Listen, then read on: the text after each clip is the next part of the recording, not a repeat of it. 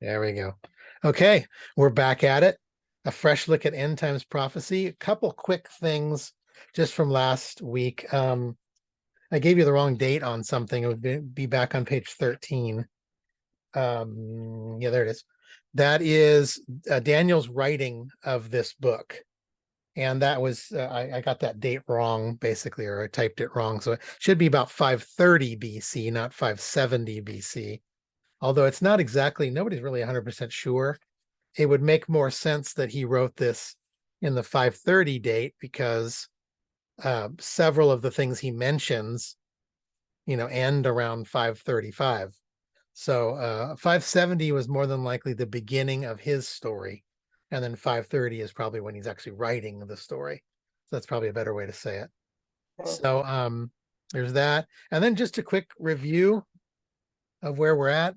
We just talked about Daniel's prophecy last time, the 70 weeks prophecy, which is really important to know because those weeks are going to be the way in which we understand the end times. So he prophesied the return of the Jews to Jerusalem.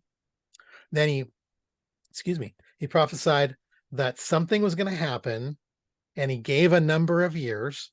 If you remember, 483 years from the decree that was going to be coming in about another 80 years or so after that. So he's long gone by the time this actual decree comes about. But about 80 years after the writing is this decree to rebuild Jerusalem. And so from that starting point, according to the book of Daniel, is going to be a 483 year period.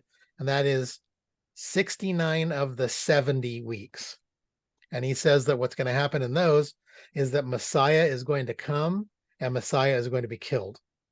So, and sometimes it really makes me think that one of the reasons Jesus might have had, justified frustration with the Jews around him is because of this prophecy. They should have been able to look at this prophecy and known when he was going to come and know that he was going to be dying soon.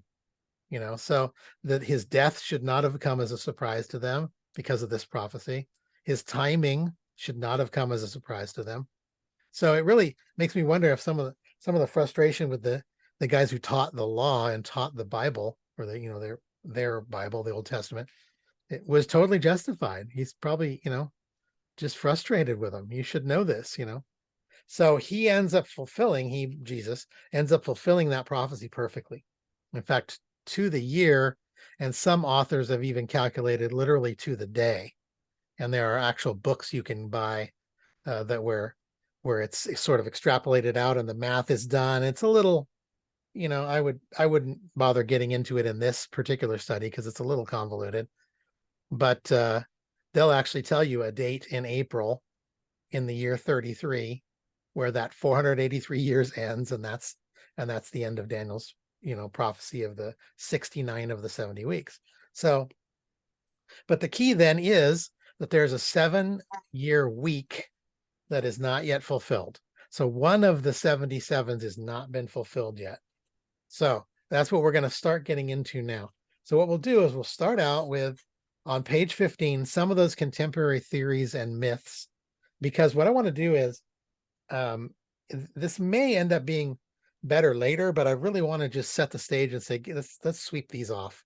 These are not supported, in my opinion, by Scripture, and they really just are not good theories, and they really need to just be eliminated, at least from our study. But they're so popular that I can pretty much guarantee that people have heard them before. So let's go a couple of those. Part A is the most popular theories about the end times. All right. So I know you've probably heard all of these terms, or at least a few of them: pre-tribulation, post-tribulation, mid-tribulation, right? Those have to do with where the rapture occurs in relation to that final 7 years. So everybody, the prophecy studiers know there's a 7-year period coming, and the rapture is going to be somewhere in relation to that 7 years, either beginning, the middle, or the end. But it's somewhere there's a relationship in there. So, yeah, let me show you this. I got to jump ahead of myself. Let me show you some of these views. I'm going to start real quick with this, though. So this is kind of the accepted paradigm or the accepted time map of how things are going to go. If this black line being sort of time as it progresses, at some point, this 7-year period blocked out in red will begin at some point. Daniel's 7-year week, that one that isn't there yet, it's somewhere it's going to begin. We don't know when, but it's going to begin, and it's going to be 7 years long, right? But it's going to get broken in half. And now everything I say right now, we're definitely going to delve deeper into. So don't get stressed, but all of these things like that I'm saying, I will prove to you later, right? But right now, I just want to sort of, start us off in the right place. So the 7 years gets broken in half, according to Daniel, right? Most theorists will tell you that at the end of that 7 years is marked by Armageddon. That more than likely it is either, now where it specifically is, it could be right here on the very end. It could be a week before the very end, could be a couple days after the very end of the 7 years, but somewhere at the very end of the 7 years is Armageddon. And that's sort of the final wiping away of the old kingdom and replacing it with, the new kingdom of Christ as he comes in. So that Armageddon's toward the end, followed by 1,000-year reign of Christ, right? So Christ will actually reign on earth for 1,000 years. And this is just a literal translation of what the several books, but mainly the book of Revelation tells us. So specifically in Revelation, starting about chapter 20-ish, you'll see the discussion of this 1,000-year reign, and it comes at the end of this after Armageddon, right? And then somewhere around that point is probably where the second coming occurs. Now, I put an asterisk next to it. This is a little arguable because some people don't necessarily agree that the second coming comes here. And also, how is the term second coming supposed to be interpreted? What is it part of? Does the second coming involve just one single event, or is it a group of events, or that type of thing? Again, all things that we're going to get into later. But generally speaking, there is reference to a coming of Christ from heaven down to earth. And when he comes, that's when Armageddon occurs. So he comes from somewhere down and goes to battle in the Battle of Armageddon. So generally, the second coming, at least some aspect, is at the very end of that 7 years as well. Okay. So like I said, though, I put an asterisk.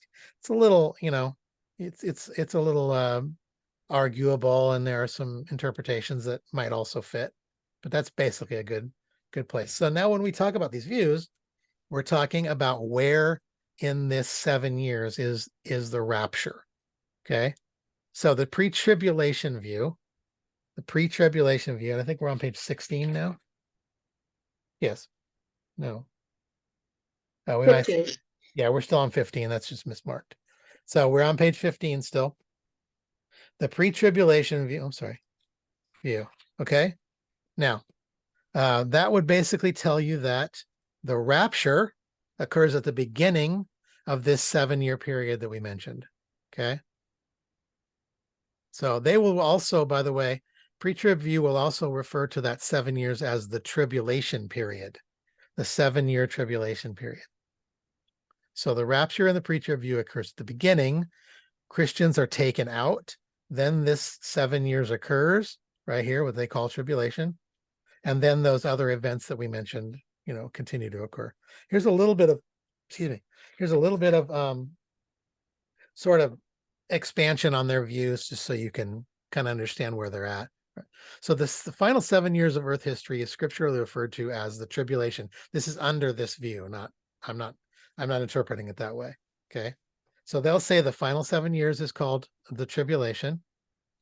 The pre-trib view will say that believers are raptured at the beginning of Daniel's 70-year period. Let me go back here. Beginning right there.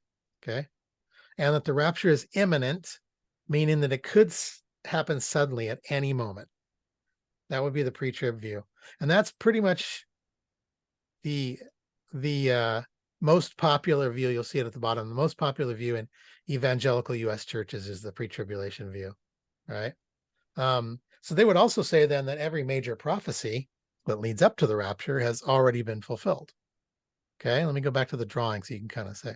So this is the predominant theory in the American Christian church. Okay. If you go to Europe, it's not as predominant that this occurs at the beginning and that they're going to call this the 7-year tribulation period. Okay. It's a couple verses that they would put forth. And I think now we're getting into page 16 soon. But they'll say Revelation 3:10, where Jesus is speaking, and he says, I'll keep you from the hour of trial that is coming on the whole world to try those who dwell on the earth. Okay. Or 1 Thessalonians 5:2, the day of the Lord will come like a thief in the night. I think we've all heard this one. A thief in the night verse, right? Or a few verses later, 1 Thessalonians 5:9, God has not destined us for wrath, but to obtain salvation through our Lord Jesus Christ. So these will all be verses that the Pre-trib view will use to support themselves. And I'll give you a sec to write those down.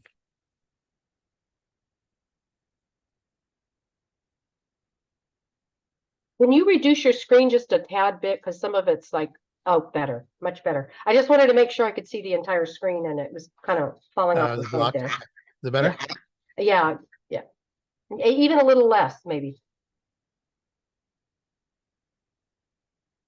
Better? Yeah, go down again. I don't know if it's on my side or your side.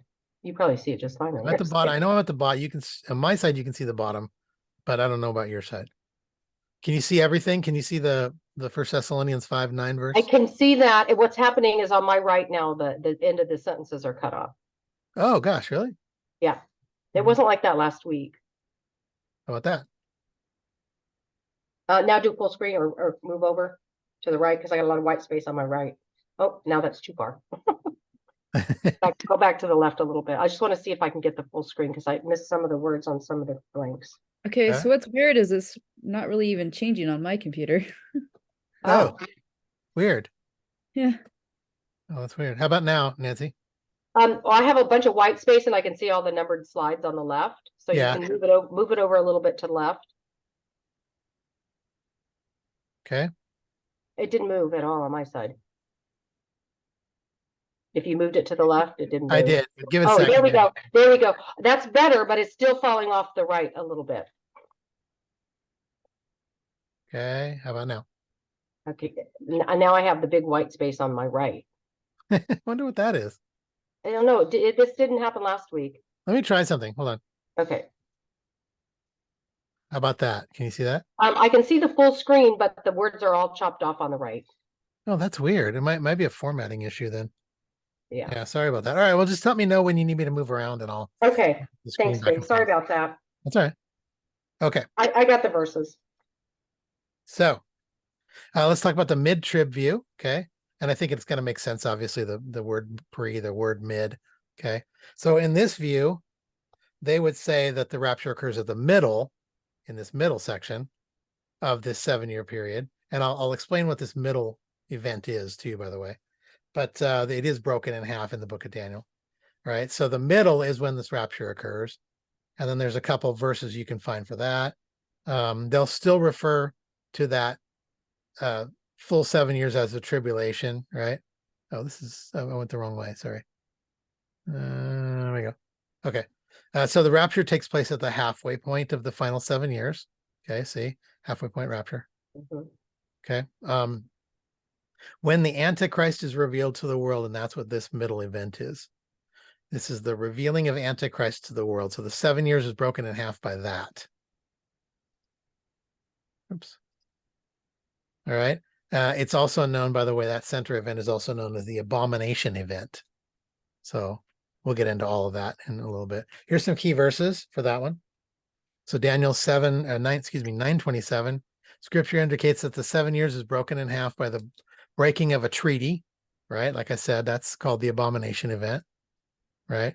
But then also they'll say in Matthew 24 that Jesus says the rapture occurs after the abomination event, which he does. That's in Matthew chapter 24. He says after the abomination event, then this tribulation period will come and that type of thing. So that's the mid-trib view. No need for you to know the details. Last verse on this one, 2 Thessalonians 2:1-3. And that just lists an order of events. If you just write that reference down, you can look that up at some point. We don't need to read through it. Oops. But you'll see that there is a reference to the order of the events, where they'd say the apostasy, which is meaning that believers fall away, right? And then the Antichrist is revealed, and then the day of the Lord, right? So that's kind of the mid-trib view. It's not very popular, but I would say the most popular is pre-trib. The second most is this one, the post-tribulation view. And just like it says, the rapture and the second coming in this view are almost the same event, or occur at the same time, right? So the rapture would occur at the end of the 7-year period, but before Armageddon, right? A couple of verses for that one. Here's some explanation. So yeah, to many people, the rapture and second coming are the same event. Now that one is a little arguable, and because the language is not super clear, I could see how they'd get there. I just think that a really thorough, well-rounded study of prophecy would not get you to that conclusion. I think there are two different events. In fact, I'm going to show you the differentiation in just a second, right? So that's the post-trib view, basically that the rapture and second coming occur at the same time at the end. Key verses to support this theory would be that he returns after a period of great tribulation. That's Matthew 24. So the key is on this one is the word after great tribulation, right? So that's in Matthew 24, or Revelation 20, 4-5 seems to indicate that the rapture occurs after the final earthly judgment of God. Okay, so this is one of the reasons that prophecy can be very hard to interpret, and that what we talked about, the clarity of Scripture has to be maintained. You have to make sure that you use the clearest scriptures, the ones that are very explicit, to interpret the ones that are not quite as explicit, the more implicit. And that's what you'd end up doing with this, with this particular thing, right? So I'm going to present a new theory. I think we're on page 17 now. And the theory that I'm going to present is called the pre-wrath theory. And like I told you guys last week, I'm not ashamed of doing this. Most people will tell you, well, you should be fair and study all of them and let people decide. I just really, I don't want to sound overly dogmatic, but I think it's very clear scripturally that that the views we just talked about are not really the best interpretations. So once we get through the study, you'll kind of see what I'm getting at. Okay. So the pre-wrath study is what we're going to study in depth, and it's going to be found a few sections from now in section 6. Okay. So that was part 1 of myths, all right? Just these theories and myths that we need to approach. So those are the theories of the placement of the rapture. Now, part B here is myths which really need to be expelled, right? These are so predominant and so vocal that they really just need to be expelled because they are just not scriptural interpretations. Let me give you a couple, all right? I mentioned this earlier. Myth number 1. The tribulation is a 7-year period. You will hear this over and over and over again. Whenever you hear preachers talk, they'll say the 7-year tribulation. They'll refer to the 7 years as the tribulation period. Okay. There is nothing in Scripture that indicates that the tribulation period is 7 years long. There's nothing. Absolutely not a single verse you can come up with, anything like that. I think this is a false description. Okay. So if you want to fill in, your box there, tribulation is a term that's interpreted. It technically what it means is just difficulty or trial. And it's used all throughout the New Testament. It just means difficult time of great difficulty, distress, like trials, when we go through trials in life. That's the word used for tribulation, right? But sometimes it's referred to as the prophetic time frame of 7 years, and I think that's incorrect, personally. Okay. Like I said, no biblical support for that theory, none at all. There is biblical support for a 7-year period, but calling it a 7-year tribulation is misleading, and it ends up causing mistakes later down the line, as you'll see in just a minute. Okay. So I'm going to refer to that as the 70th week, or the final week, or Daniel's final 7, anything along those lines. I'm not going to be calling that period the tribulation period, just so you know. All right. Okay. That's number one. Myth number 2, the timing of the rapture is imminent, that it could happen at any time. Okay. This is another super predominant theory in Western Christianity, that at any moment Jesus could come through the clouds. So what does the end of that slide say? I can only see up to rapture is. You might be, oh, really? Yep. That's weird. Okay. About an imminent. Okay. Imminent, yes. Can you see it now? Yes, I can. Okay. Timing of the rapture is imminent, meaning it could happen at any time. This is very, very popular. You'll hear it constantly. You'll hear it repeated on television by Bible teachers, all that Jesus could come at any minute. That is simply not true biblically. It's just not true. It is not the case that Jesus could come at absolutely any moment. It is the case that the 7 years could start at any moment, right? And that's where the pre-trib view would say, well, since the rapture is at the beginning of the tribulation, the 7 years, then it's imminent.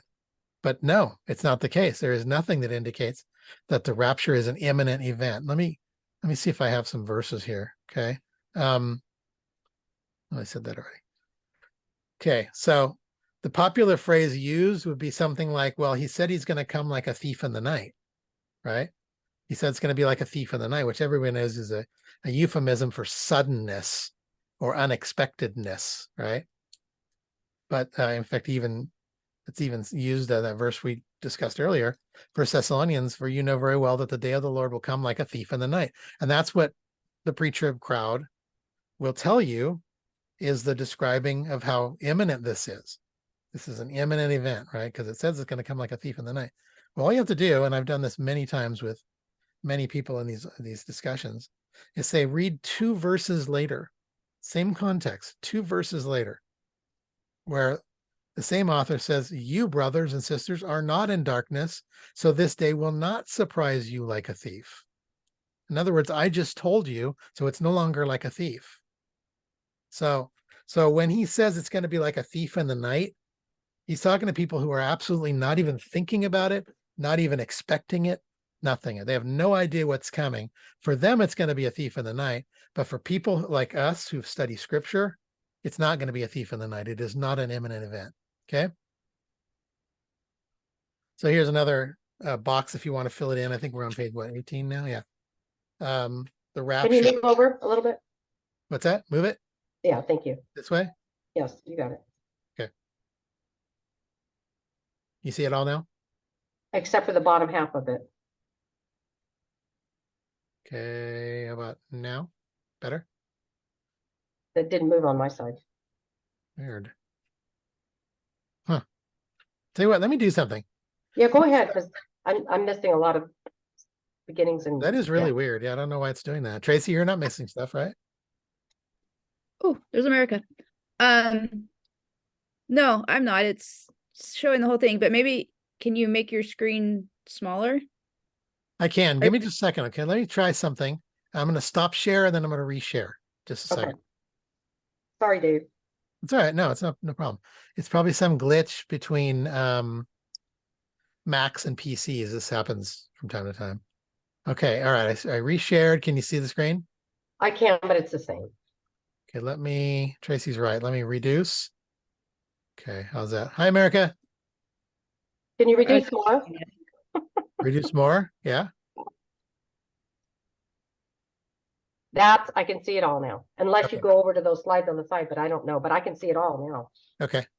Yeah, no, that's weird because right now to me, it's about half my screen. So when you go to the side, then I missed the right-hand side of that. Okay. Now I can see it all. But you can see it all. Okay, good. Now I can. Yes. Thank you. All right. No problem. So that's what the rapture event is. Now I didn't actually fill that in for you, but the rapture, I think we all know what that event is. All right.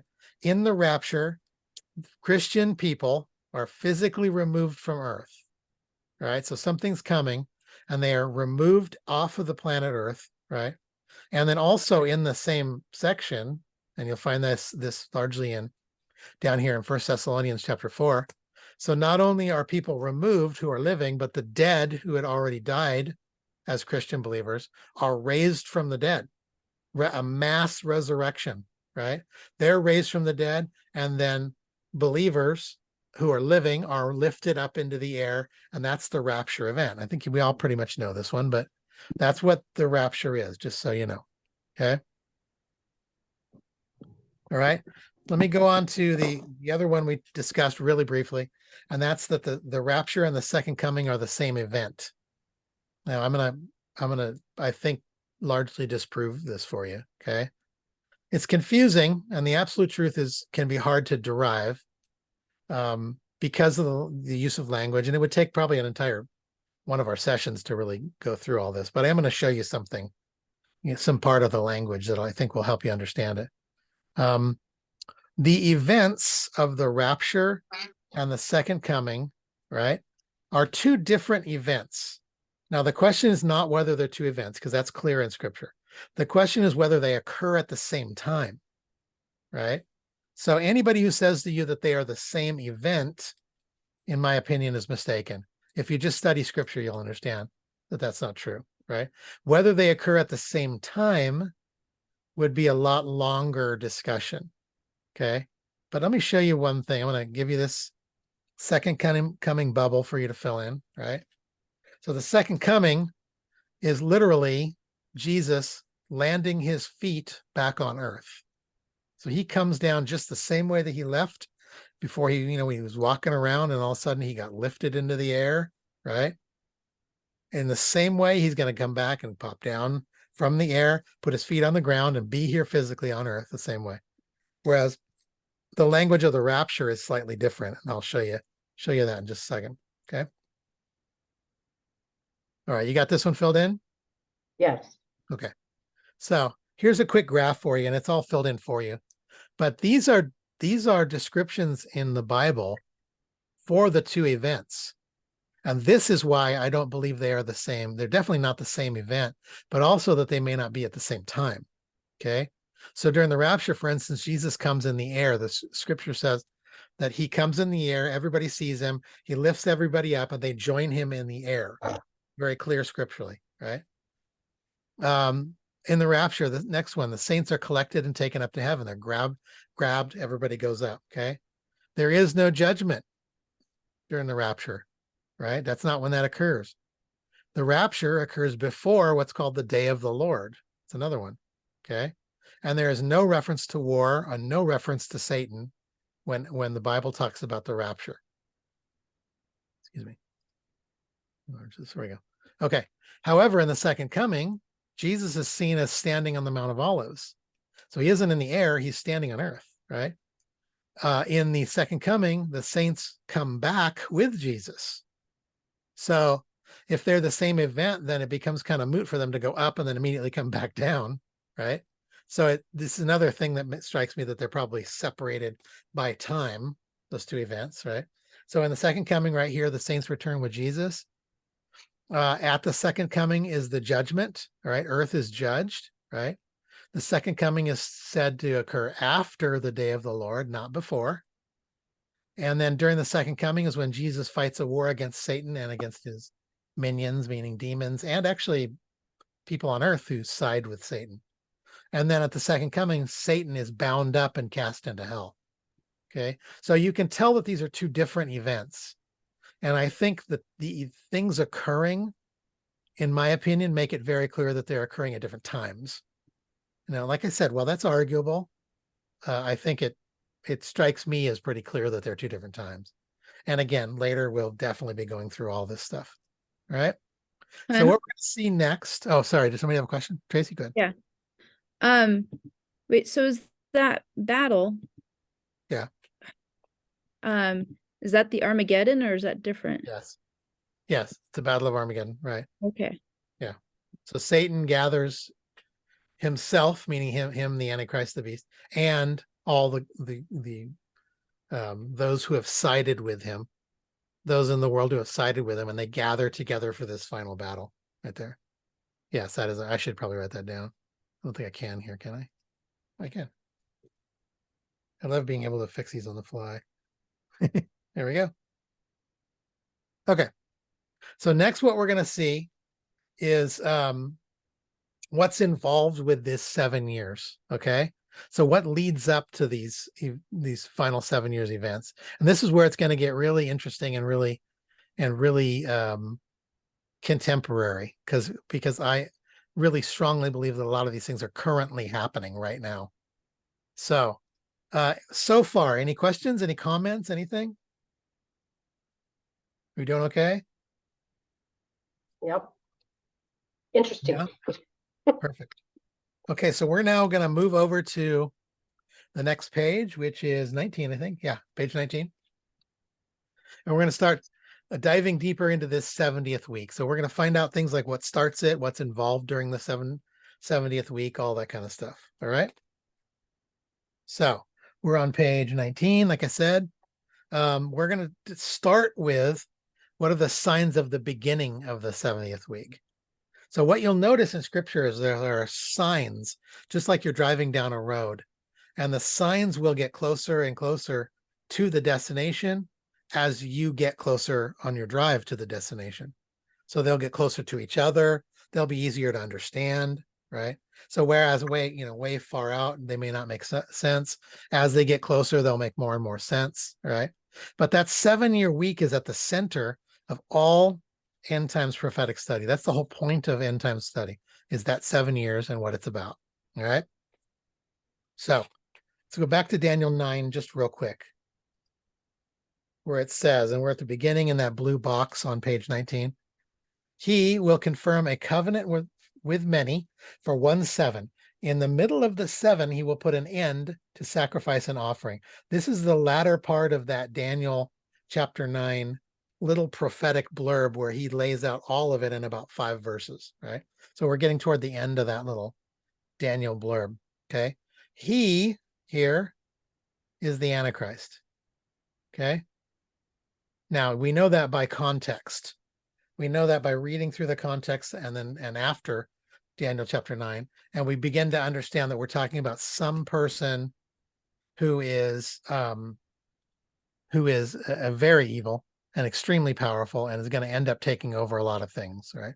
So this Antichrist figure, right, is the he who makes the covenant right here. He confirms a covenant with many, right? So there's a little blurb for you for Antichrist, right? Can you move it over a little bit? Yeah. Which way? There. That's good. Okay. Well, you said, the funny thing is you said, can you move it over? And I didn't move it. You didn't? No. Did you didn't move anything? No, I didn't touch it. Oh, wow. That's Yeah. weird, because I'm not touching my screen at all. That is weird. That is really weird. Okay.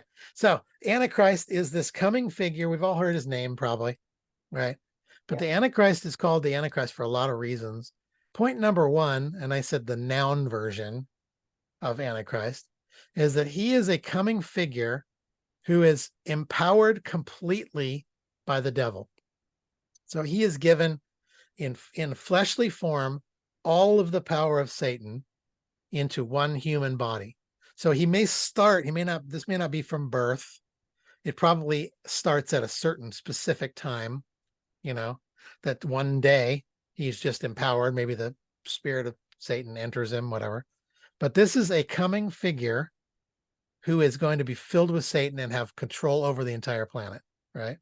But it is also used, number 2, in an adjective sense for a worldview which turns its face away from everything that Jesus represents.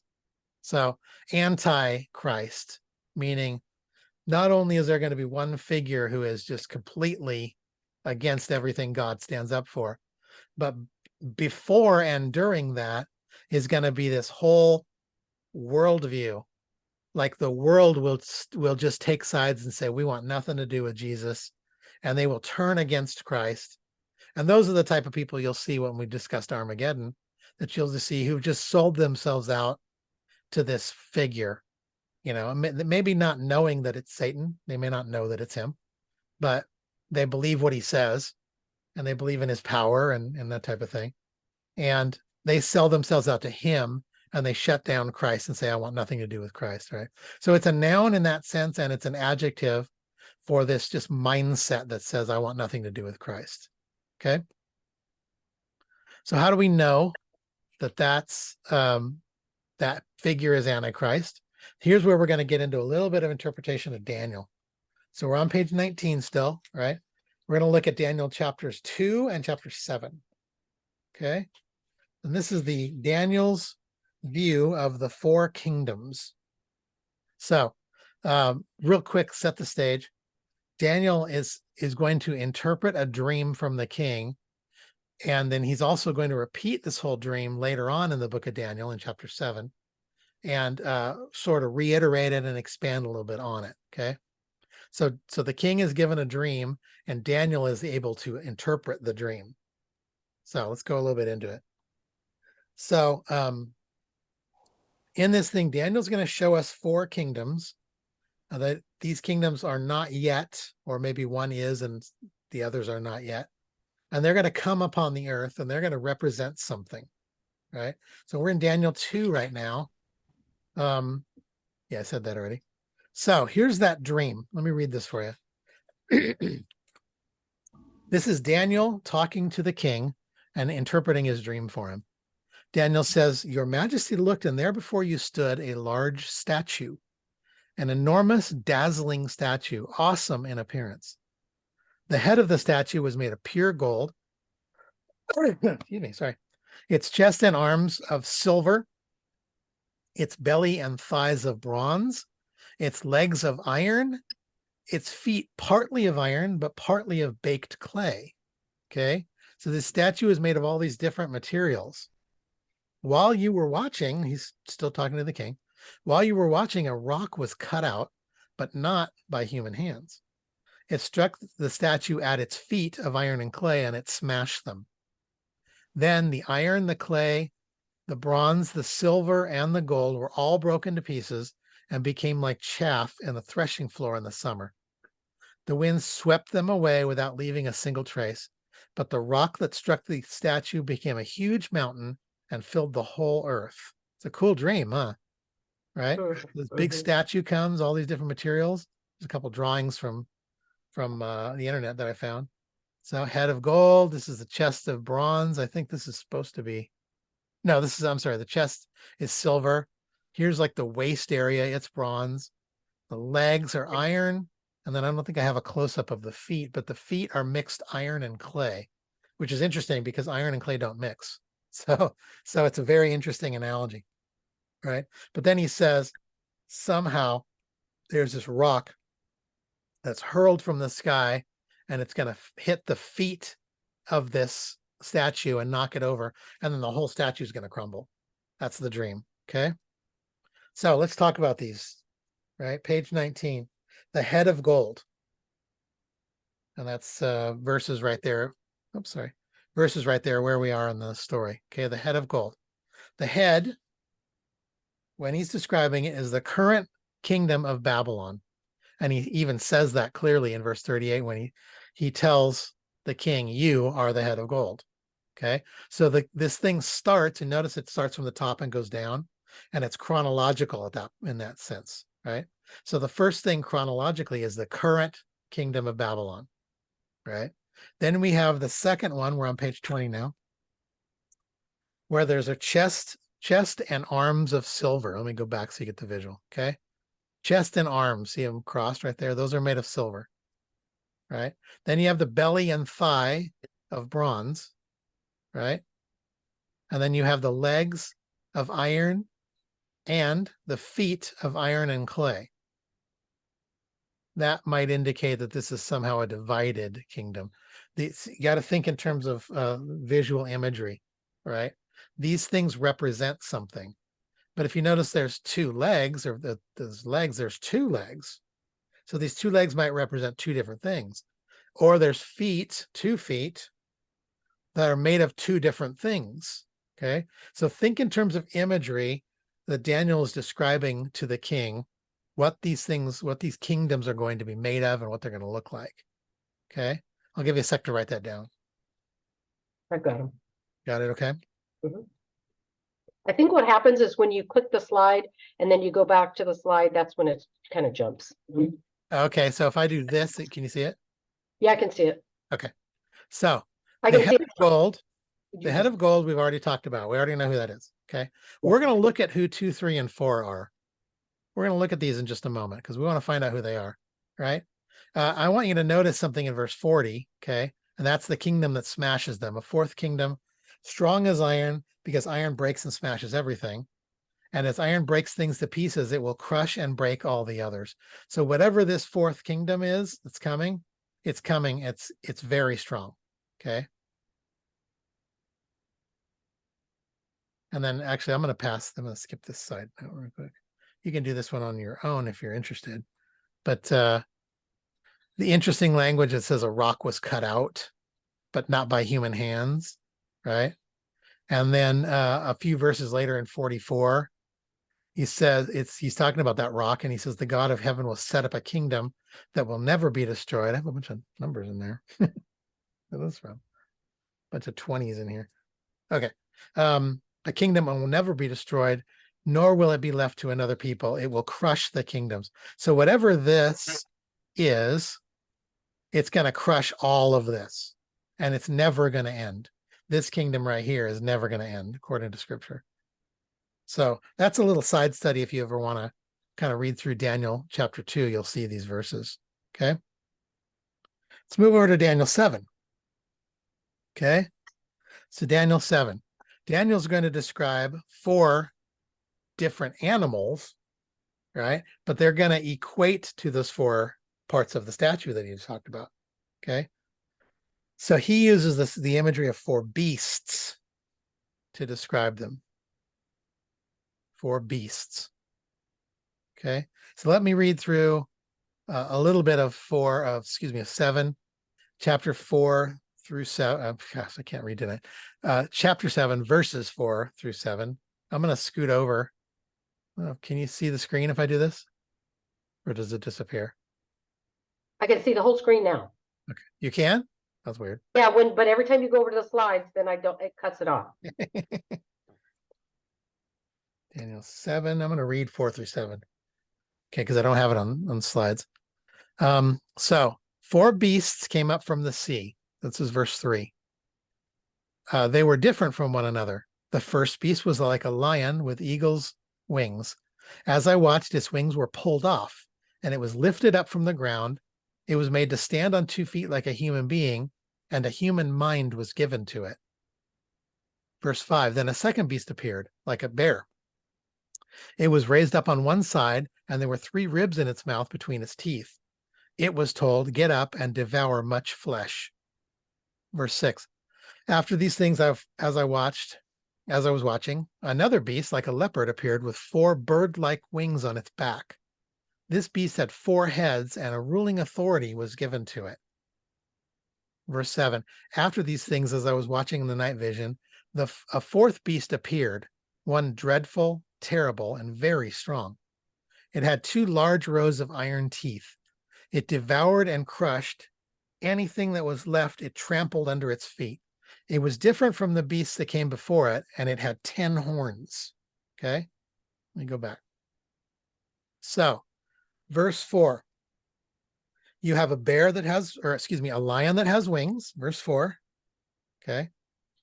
Verse 5, you have a bear, and it's described as being raised up on one side. That probably means like kind of standing up on one leg, or sort of, one arm is higher, sort of thing. Verse 6, you have a leopard with 4 wings and 4 heads. And verse 7, you have a mystery beast. This is some kind of beast that isn't really described, but it has iron teeth and 10 horns on its head. Okay. So we're going to go through who those are in just a minute. I'll let you write that stuff down.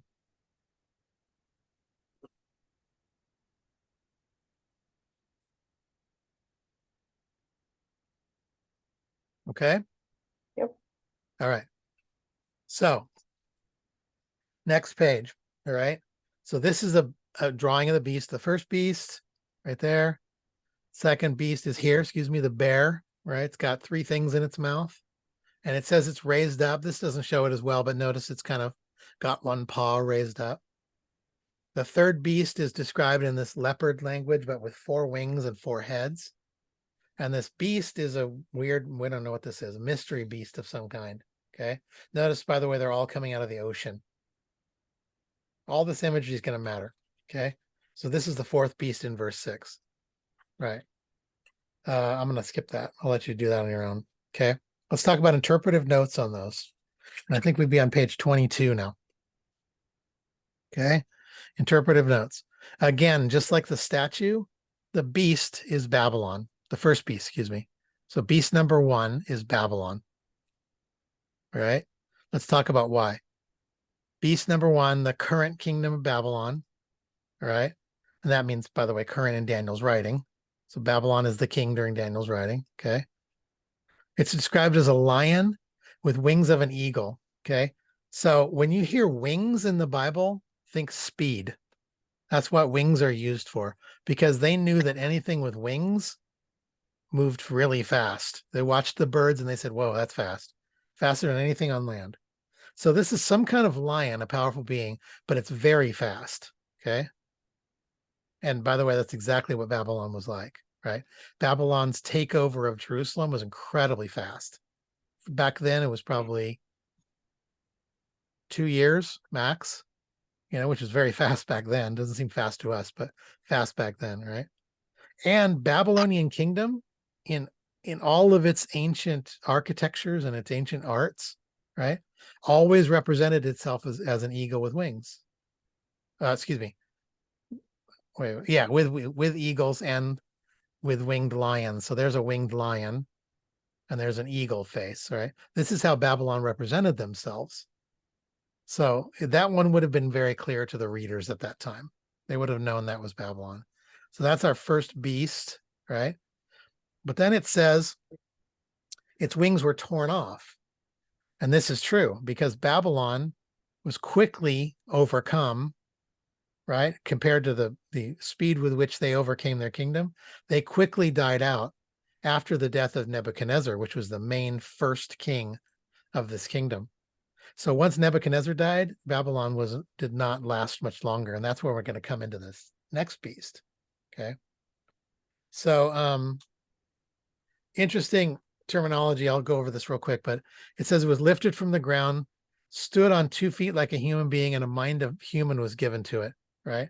So here's what happened to the Babylonian Empire. Right. It was quickly overcome once Nebuchadnezzar died. But if you read through the book of Daniel, Nebuchadnezzar was prophesied that he would kind of go crazy. And if you read through Daniel, you'll see what I mean. So he ended up sort of becoming animal-like and grazing almost like a cow sort of thing. And this lasted for quite a while, right? But then, and by the way, it was probably a judgment from God for doing something. But so he was humbled, but then at the end, he was brought back to reality and back to sanity, right? And at the end of that, he ended up being very humane. And that's probably why I think they used the mind of a human was given to it. He ended up being very kind to the Jews, probably because he got humbled by this experience. So he was completely changed and went from this extremely rough, murderous sort of guy to this very humane guy who ended up trying to help the Jews in every way he possibly could, right? So it transitioned from this rough nation to a very kind nation toward the end. You'll see a map of the kingdom right there. Okay. So that's the Babylonian Empire. And maps, by the way, are going to end up being kind of important. That's one of the reasons I like to use them. In case you're sort of out of it, you know where Judah is. It's right here. This is where Israel is now. Okay. Arabia, Saudi Arabia is here. Lydia right here. This is basically Turkey right here. Okay. And then you'll notice the Babylonian Empire starts here, right? But then sort of works its way in yellow up into the southern portion of Turkey, controls all of the area where Israel is, goes all the way over to the Nile Valley of Egypt and begins to control that area, doesn't really bother with Saudi Arabia, and never really goes any farther east than where it is, where Babylon is. Okay, so the area east is called Media, right? This is called Lydia. This is Thrace. Now this is Turkey. Now this is Iraq and Iran, that kind of thing. So that's where the Babylonian kingdom was. Okay, so you have a chart on page 25. Okay, and I'll let you start filling some things in on this chart so you kind of get a clue where we are. So on that chart, you'll notice Daniel 2's head of gold or Daniel 7's lion. That is Babylon or modern Iraq. Okay.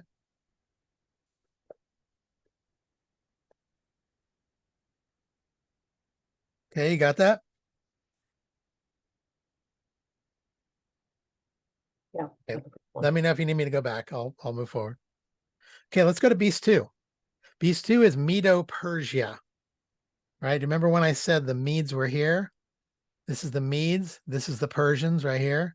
The next kingdom is Medo-Persia. That's the next beast, right? It was called a bear raised up on one side. So there was the king of Persia at the time, whose name was Cyrus, had taken over the Babylonian Empire. So this is all after Daniel has written and after Daniel is long gone. Okay. So Cyrus the Persian takes over the Babylonian Empire, but he's quickly usurped by Darius the Mede. So here's Media, right here. Persia is over here. It's a little off screen, but I'll show it to you in just a sec. Okay. So we go through Cyrus and then we go to Darius the Mede, who takes over Cyrus real quick. So, oops, wrong place here. There we go. So, this new conjoined empire of Persia and Media, they ruled together then for quite a long time after that, centuries after that. So they joined forces, Media and Persia, became the Medo-Persian Empire, and they ruled the land for years and years and years, probably centuries. Okay. Notice that he's described as a bear raised up on one side. Okay. At the bottom here, you'll see the raised up just basically means that one side is more powerful. So raised up means there's one hand in the air that's ready to strike, is more powerful, but there's another that's more grounded and on the ground, right? The three ribs in its mouth refer to the three kingdoms that make it up. Okay. So there's Media, Persia, and the old Babylonian Empire. Those are all the kingdoms that make up the Medo-Persian Empire. So the three ribs refer to this conquest of three nations. Here's another map for you. In the red, right here, I've outlined what was on the first map you saw. So this is the Babylonian Empire, going down here like that. This, in yellow, is the Medo-Persian Empire. Way larger, okay? So here's Persia. This would be modern-day Iran now, right? And we're getting over to India is right in this range right here, okay? The Media was probably the northern part of Iraq, what is currently Iraq. Babylon, is down here, right? Much more of Egypt is taken over. Farther west, all of Turkey, including into this area of Thrace, which is, the northern, now Macedonia now, but northern Greece then. Okay. So considerably larger and much more powerful kingdom. Right? Hey, love. Yes.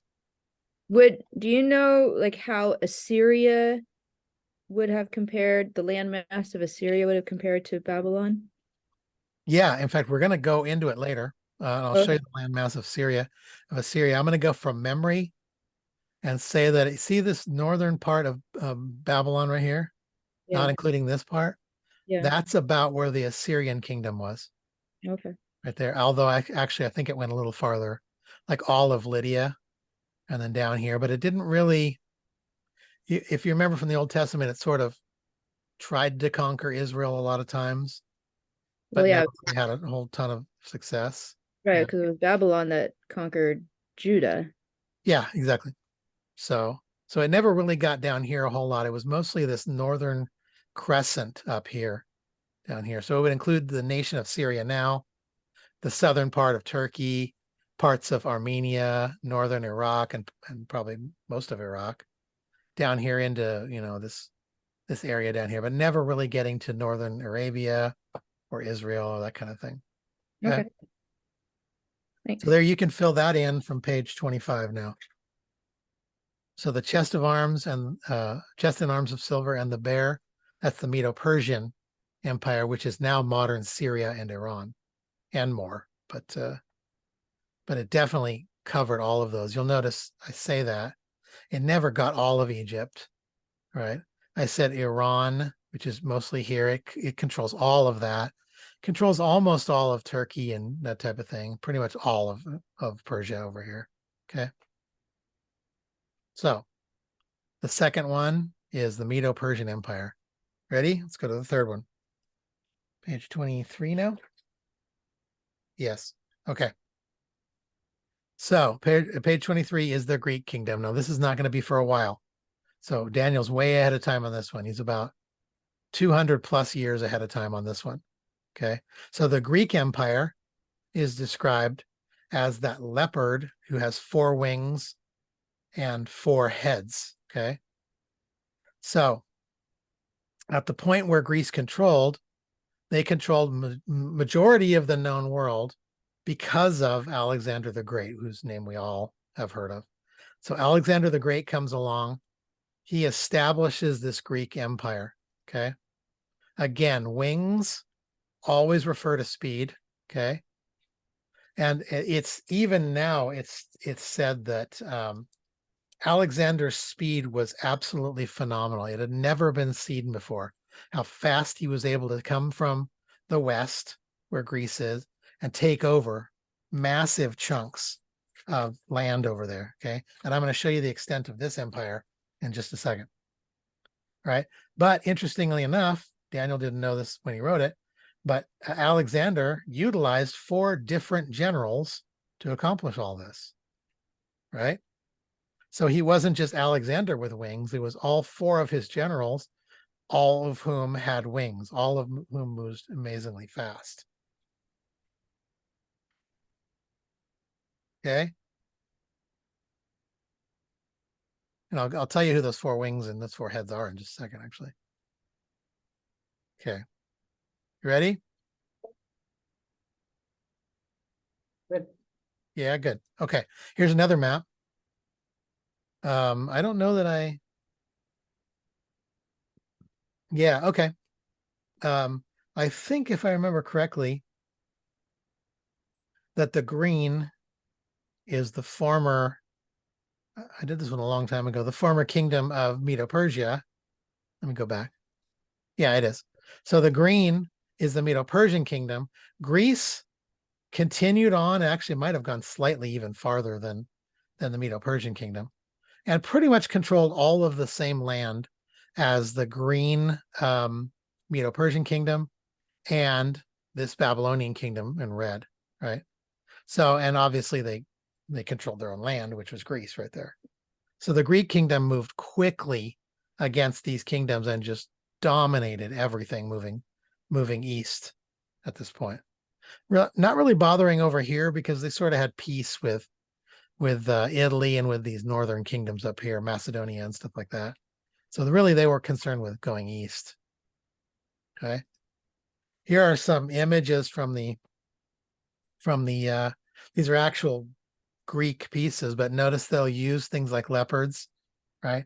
Here's a leopard with a Greek riding in. Here's another leopard with a Greek person riding. So leopards were very much the symbol of Greek, society and Greek military at the time.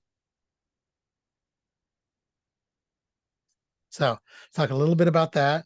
The 4 heads. Okay. So Greece was eventually split into 4 kingdoms who were given to Alexander's 4 generals. So, and Alexander died very young. I think he was 33 or 34 when he died, right? But I think he probably knew he was dying. And so he takes his massive kingdom and he divides it among his 4 generals. So there's Ptolemy, okay, who's given, I'm going to skip back and forth from a map here. Ptolemy is given Egypt and the adjacent territories. Let me show you real quick. So it's a bad map, but it's the best I could get. There's Ptolemy. He kind of controls Israel, which is in purple here, and most of the Egyptian portion of Greece, right? That's Ptolemy. Seleucus or Seleucus, I got spelled wrong. I think it's supposed to be US. Anyway, Seleucus was given Syria, Asia Minor, and the East. So Seleucus is this orange right here. Nobody's bothering with Arabia. That's that. Nobody really bothers. It really doesn't produce anything. It's all a bunch of nomads, very few people, right? So the kingdom given to Seleucus was this empire that reaches all the way over to where Persia or Iran is now. Okay. Lysimachus took control of what was Thrace, which is right around where Greece is, and all those adjoining territories. So Thrace kind of covered the eastern portion of what is now Turkey, and then the western portion of Turkey and the eastern portion of what was the Greek peninsula right here. Okay. So if you remember from the map back here, let me go back and I'll come back. Right. This is Thrace and this is Greece right here. Now it's all Greece, but this is Thrace back then. So that was given to Lysimachus. And then Cassander was given Macedonia and Greece itself, which is sort of the country of Greece and just the area north of that. Right. So just like the prophecy said, he divides his kingdom into four leaders, and they control everything from then on. But what's going to happen soon after is that they're not going to last a very long time because Rome is going to start taking over soon. So page 25 is the belly and thighs of bronze in Daniel 2, or the leopard of Daniel 7. And that's the nation of Greece.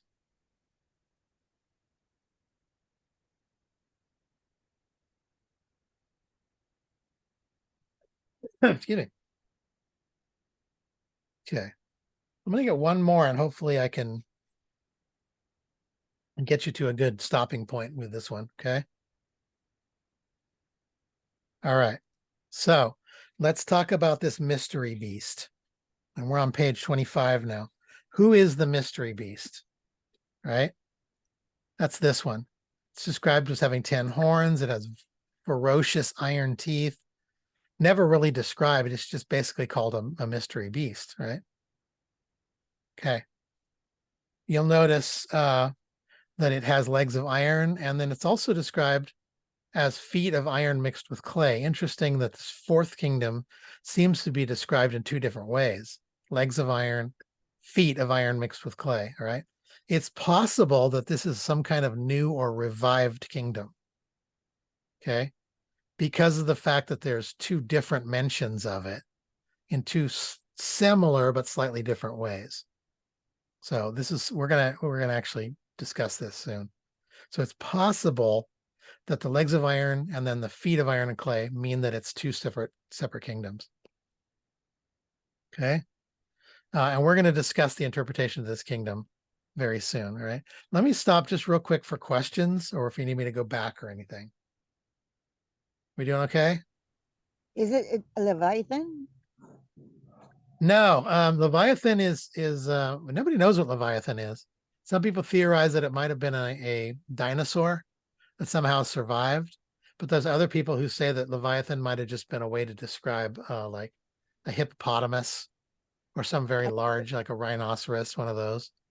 But I thought he was gonna come out of the abyss or something. Yeah, no, Leviathan's slightly different. There is going to be a beast that's going to come out.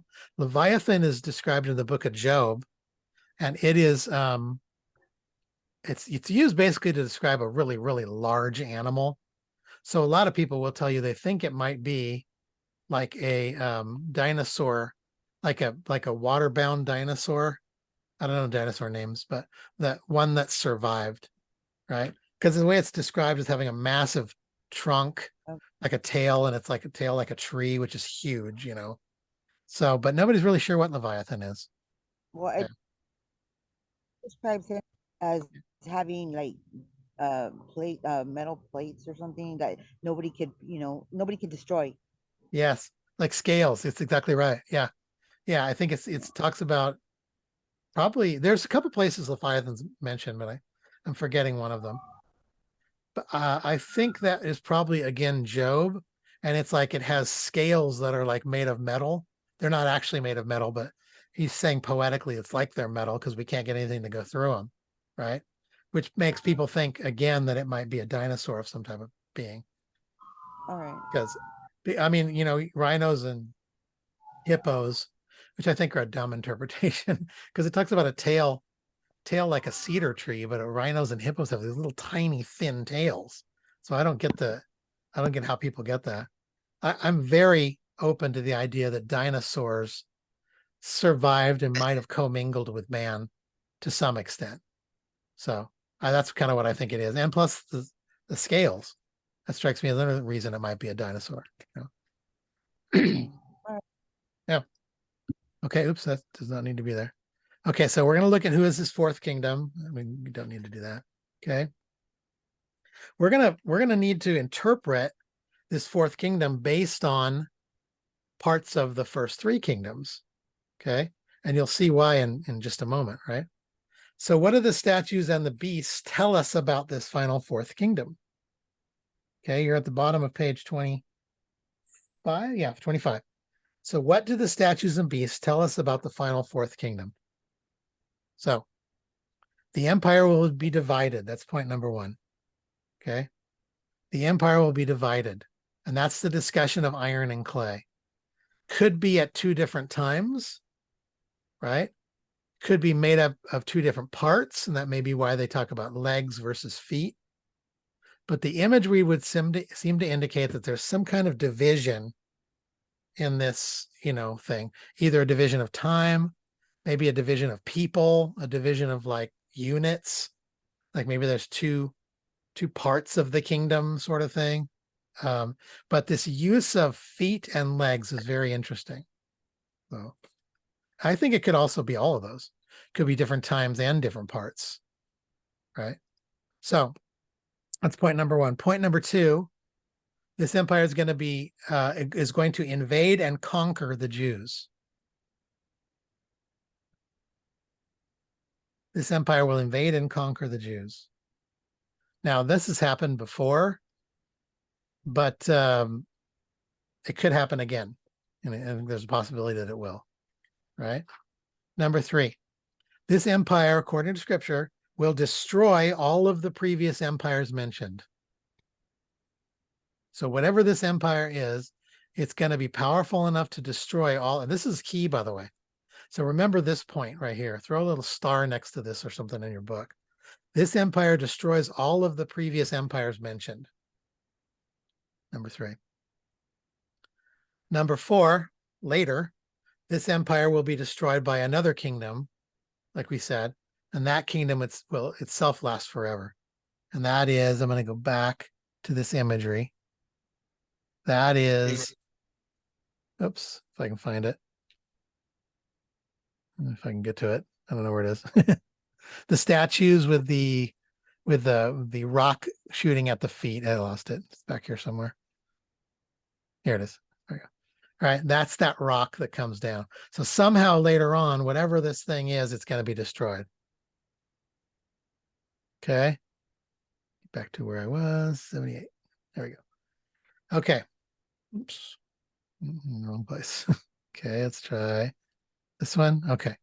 So we know that the Antichrist is in charge of this final empire. We know this, right? Because he leads the final empire of Daniel, which is clearly the final empire. Okay. So Antichrist is the one. Remember we said he makes a covenant with many, right? In Daniel chapter 9, that he is the Antichrist. This beast is also in some way affiliated with the Antichrist, right? Okay. So what does he do next? And this is where it clicks in. He sets in motion that final 70th week. Okay. So you may have asked this question. Why is that not the Roman Empire? Right? Wouldn't it make sense? That's the next chronological empire.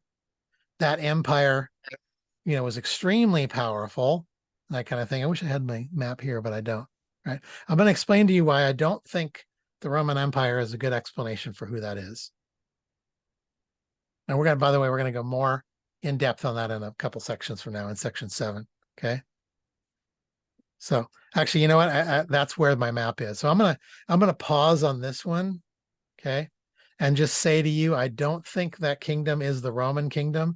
You may have heard the terms like the revived Roman Empire with regard to this final end days kingdoms that are going to come.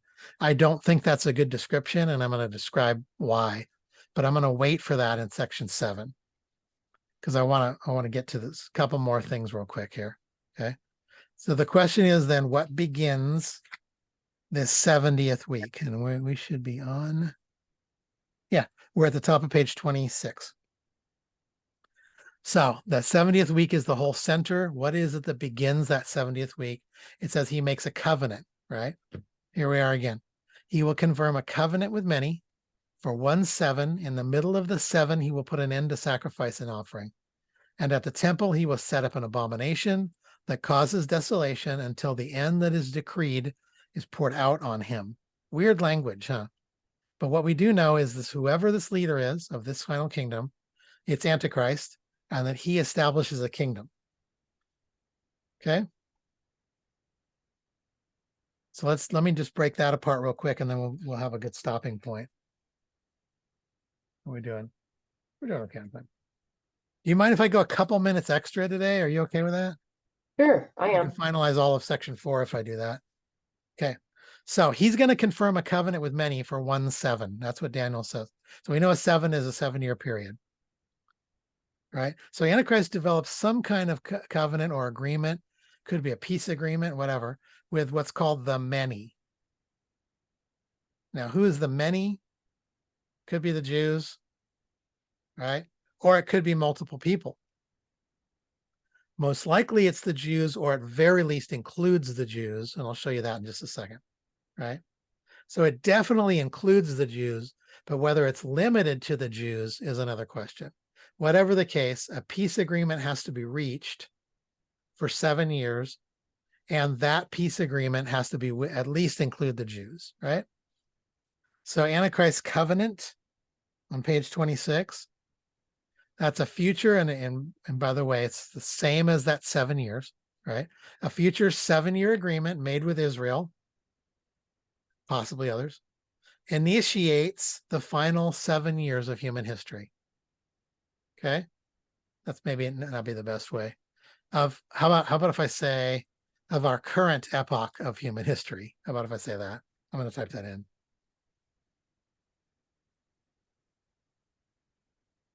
There we go. Now I got to get this back. Okay, so that's a better way to say it. So the covenant initiates the final 7 years of our current epoch of human history, and that Daniel verse is sort of the center of all that. Okay, give you a sec.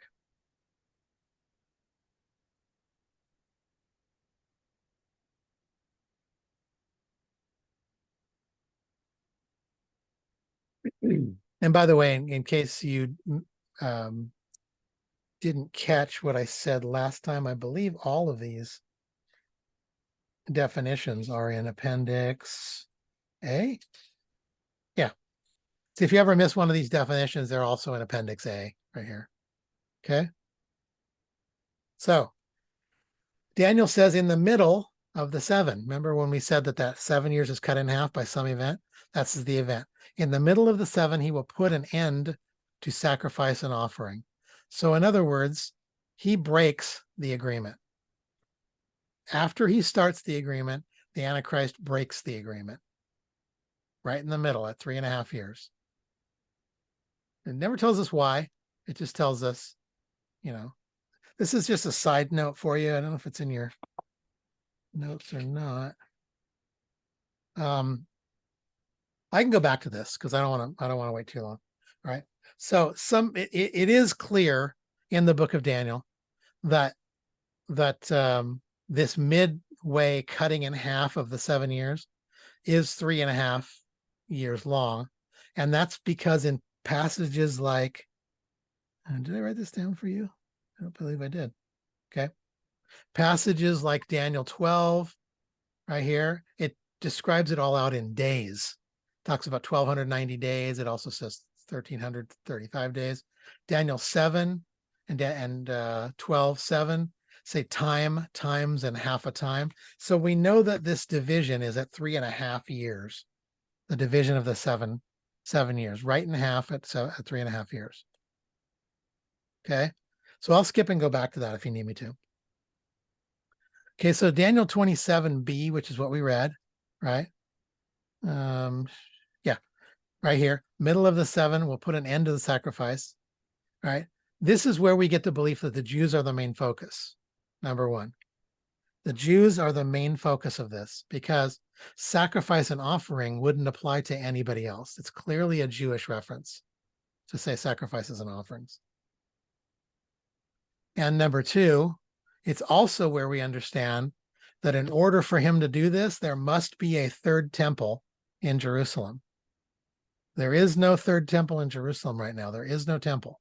Okay. So when people tell you, this is, by the way, is one of the reasons I don't believe in this imminence thing, because if a third temple should be built, we know that the end is coming soon, right? Because in order for Antichrist to break the covenant, he has to end sacrifices, which can only occur in the temple. Jews won't sacrifice anywhere else. They'll only sacrifice in the temple. So he basically says in the middle of that 7-year agreement, I'm stopping all your sacrifices. You can't sacrifice anymore. That's the breaking of the covenant. Okay. Does that make sense? Yeah. Yeah. So could it be possible then, Dave, if I'm understanding that the first 3.5 years, the temple could be built, or is it assuming that the temple will be built prior to the 7-year period starting, or we don't know? That's a great question. It really is. That is the central question. You know, Because you guys talk about it. yeah, there's a lot of different theories. Like I kind of sort of theorize that maybe the agreement is to allow them to build the temple. Mm-hmm. And by the way, huge news in regard to that one. Let me just tell you a couple real quick things. I don't want to digress too far, but with regard to the building of the temple, I mean, I watched that with eagle eyes. That's a key. Whether the temple is getting built is a key. And by the way, we're going to go in depth into that. But a couple big things happen. Number one, that see the temple area is currently controlled by the Jordanian government because they're a third party not involved. And it was just considered wise. Let's have a third party come in and they'll control it, right? So the Temple Mount where the temple would be built is not under Israeli control, and it's not under anybody else, not under Arab control. It's not under Muslim control. Well, it's kind of is under Muslim control through this, Jordanian government. But there was just recently a proposal by members of the Israeli government, high-ranking members, that the Temple Mount be split in half, right? And I don't mean physically split in half, I mean symbolically split in half, that the northernmost portion of the Temple Mount would go to the Jews. And that's if you have a picture, we'll go through lots of photos and stuff later. But the northernmost point is where the Dome of the Rock is, the big gold dome. Mm-hmm. That's that, and north of that would all become Jewish. And everything south of that, which includes their mosque, it's called Al-Aqsa Mosque, that would all go to Muslim control, right? Or probably through the Arabs. What this does is allows the Jews control over the Temple Mount, which could possibly allow them to build a temple. Now, there's a lot more that would have to happen, but this is the first time in history that if that should pass, the Jews would then control the temple and may be able to build a temple. And they've already started sacrificing near the temple. They just can't do the full ceremony at the temple. They can't do that. So they a couple of years ago on Passover, for the first time, outside the walls of the temple, they set up an altar and they actually sacrificed and they didn't actually kill the animal there. They killed it in a different location, and they sacrificed and burnt the animal there. And that was the first time in 1900 something years. I mean, Wow. almost 2000 full years that had happened. So there's a lot of activity surrounding the Temple Mount, and this is probably why it's so, such an issue. So obviously you can see the problem. We just discussed it. That's that there is no temple, right? So you can't set up an agreement to let them sacrifice and then break that agreement if there is no temple. There has to be a temple. Okay. Mhm. All right. And then here's the second part of that. And we're on page 27. At the temple, he, meaning the Antichrist, will set up an abomination that causes desolation until the end that is decreed is poured out to him. So he sets up something called an abomination that causes desolation in the temple, right? So what is that? Okay, this is the Antichrist again. So he's basically getting more and more arrogant and saying, all right, I'm in charge now. What is this abomination of desolation? Okay, it's a desolation, meaning that it's so vile that it causes the Jews to be unable to use the temple until they completely cleanse the temple again. So whatever he does, it's extremely bad and extremely angering. It's going to make the Jews very upset, right? But this has happened before, right? So here's the key. This has all happened before. Let me tell you a quick story, and hopefully you'll have time to fill in some blanks. But this is the story of Antiochus Epiphanes. Antiochus Epiphanes, right?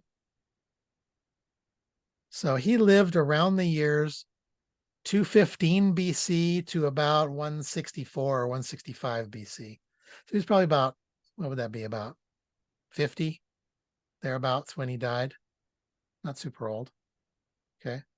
So he was a Hellenistic or a Greek king of the Seleucid Empire. So that was by now, the empire had been divided into 4 pieces, right? So he's the king of that empire from about 175 until his death in 164 or so. He's the son of another one named King Antiochus III, or Antiochus the Great, okay? He liked to call himself Antiochus Theos Epiphanes, right? Which means Theos is God, Epiphanes is glory. So in other words, he called himself Antiochus, the glory of God. So this is a guy with no shortage of self-esteem. So, and it was not uncommon. They would worship their kings and Caesars and stuff back then. So, right.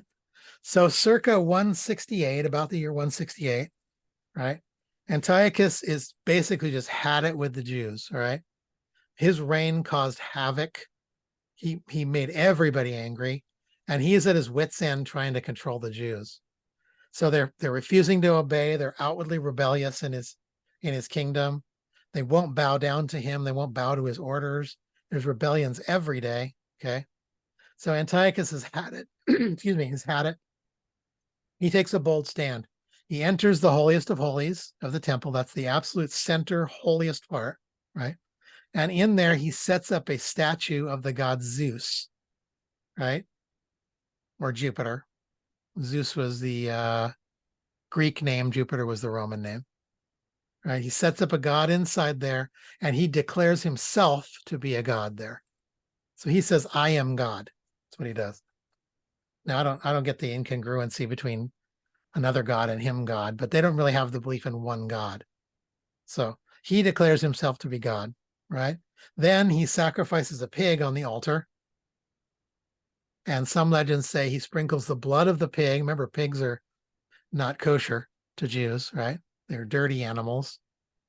Some say he sprinkles the blood and the entrails, the guts of the pig, all over the altar and all over the Ark of the Covenant. So he is blatantly defying and upsetting the Jews. He's trying to make them angry, right? And he's trying to show he's the boss. This is a power stroke he's doing, right? So obviously this is going to be a incredibly disrespectful event, right? It renders the temple completely unusable until it can be cleaned again. So the Jews can't use the temple, right? And it's referred to as an abomination or abominable act that causes desolation. So we sometimes just refer to it as the abomination of desolation, right? So it's that act that renders the temple unusable. You can fill that terminology in there if you want, okay? You have that on page 28, I believe. So it's the Antichrist, and by the way, I'm translating it over. In the same way that Antiochus Epiphanes did it, the Antichrist is going to do it again. He's going to enter into the Jewish temple. He's going to call himself God. He's going to desecrate or desolate the temple, making it unclean on purpose in order that he can declare that he is God. Antichrist is going to do the same thing that Antiochus Epiphanes did, right? And this is a key. Or those big red keys, that's a key event. Couple more and then we'll be done for today. So obviously this is a turning point in Jewish history. What occurs at this point is that a family of priests known as the Maccabees, they become completely enraged and they gear up and they arm up and they attack Greek forces at the temple, and they end up retaking the temple, and they retake the holiest of holies, and they're going to cleanse it and make it reusable. But they're also attacking Greeks at this point, because this is the offense of all offenses that they've committed, right? So there's a legend, just an FYI, interesting legend, that says they only had enough oil for their lamp for one day of it burning, but somehow the lamp burned for 8 straight days, somehow. And this is not a good menorah. I should have got a better one. But the current the current act of Hanukkah, right there, the celebration of Hanukkah is the celebration of that event. So they'll get, this has 9, but 8 days of burning and then 1 central flame sort of thing. So Hanukkah is the celebration of the retaking of the temple after what Antiochus Epiphanes did. All right. So this is all going to happen again. Antichrist is going to do the same thing. He's going to enter. He's going to declare himself to be God. It's going to be the last straw for him, right? And like I said, this portion is very important, and we're going to see why when we get to sections 7 and 8, because of what it starts and because of its placement on that timeline and what it starts and what it signals and everything. Okay. All right. Thanks for letting me go a couple minutes long. That lets me finish section 4. So, questions, any thoughts, anything you want to add? Well, the only other thing I wanted to add, is it true, some of the things I've been hearing, that the Jews are starting to collect some of the required elements needed for this third temple, Yeah. like Yes. the menorah, the red calf, I think it's a red, one of those. Yeah, red heifer. That's another big piece of news, that in the Jewish mindset, they could only dedicate a temple once they had a perfect red cow, red Right. heifer, right? Mhm. And about 2 years ago, they delivered 5 of them from Texas to Jerusalem. And they came out the other day and they said 2 of them are completely spotless. They have to be completely spotless red cow, red Yeah, I heifer. remember hearing about that. Not Yeah. a single miscolored, not a gray hair or white hair or black hair, no blemishes. They can't ever have been like bred. They have to be young. I think there's some other rules. It's all listed in the Bible, but the Jewish belief is that the ashes of the red heifer, so they'll burn the red heifer, and those are what God explicitly says in the book of Leviticus, that if you want to dedicate the temple, you have to have a red heifer and spread its ashes out. And so now that they have a red heifer, the answer to the first part of your question is yes, they do. They have all of the implements ready for the temple. They have the menorahs, they have the altars, they have all the tools like the little tables and the gold lamp lighters. They even have the priests' outfits, which have to be made really carefully of specific kinds of linens, and they have to have, they would carry jewels on the front, each one representing a tribe of Israel. All of those things are completely ready right now. They even have the cornerstone cut to build a temple. So they are absolutely ready. They could go tomorrow and build a temple if they wanted to. So yeah, it's big news to watch the temple, what happens at the temple in Israel right now. That's key. Yeah. Amazing times we live in. It is. All the times to live, here we are, right? Right, exactly. All right, anything else? America, any questions? Good. Can Okay. you hear me? No, I don't have Yeah, I can hear you now. Good. any questions. Good. America, you can always ask too. You can ask me, you can ask Tracy, you can email me, whatever you want to do.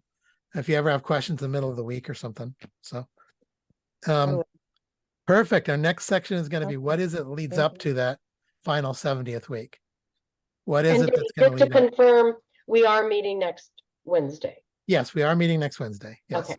I don't know if America got that same email. Oh but- yeah, sorry, America. We are meeting next Wednesday. Yeah. Okay. Okay.